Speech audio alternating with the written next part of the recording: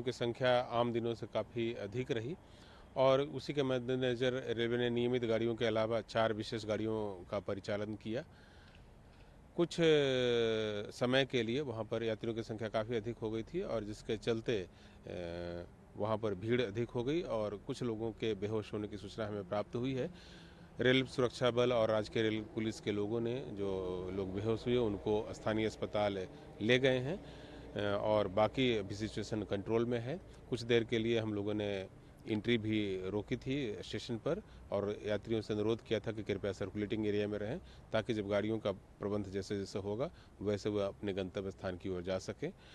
Railway board के chairman Shri Satish Kumar और RPF के डीजी घटनास्थल पर पहुंचे हैं और वहां मामले की तहकीकात कर रहे हैं। इसके अलावा रेलवे की ओर से 2 सदस्यीय हाई लेवल इंक्वायरी कमेटी का गठन किया गया है जो नई दिल्ली के इस इंसिडेंस की गहनता से जांच करेगी कि ऐसा क्यों हुआ और किन लोगों की इससे हुआ।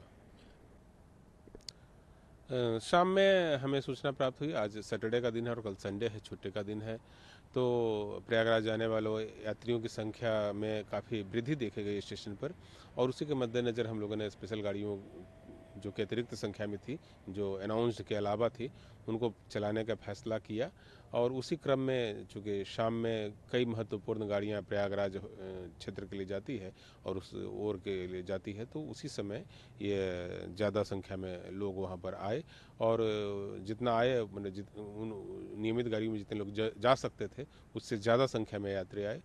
हम लोगों ने तत्काल स्पेशल ट्रेनों का प्रबंध किया, बावजूद इसके कुछ लोगों के वहाँ पर बेहोश होने की सूचना हमें प्राप्त हुई है। अब इस और भी एक्स्ट्रा स्पेशल ट्रेन्स की व्यवस्था की गई है, वो कितने बजे चलेंगी? बिल्कुल, हम लगातार स्पेशल गाड़ियों का परिचालन कर रहे हैं प्रयागराज के लिए और नई दिल्ली स्टेशन से भी स्पेशल गाड़ियों का प्रबंध किया गया है। जो हमारे अधिकारी हैं और जो बाकी लोग हैं वह उन गाड़ियों पर लोगों को भेजने की व्यवस्था कर रहे हैं। अब नई दिल्ली रेलवे स्टेशन पर किसी प्रकार की भीड़ नहीं है।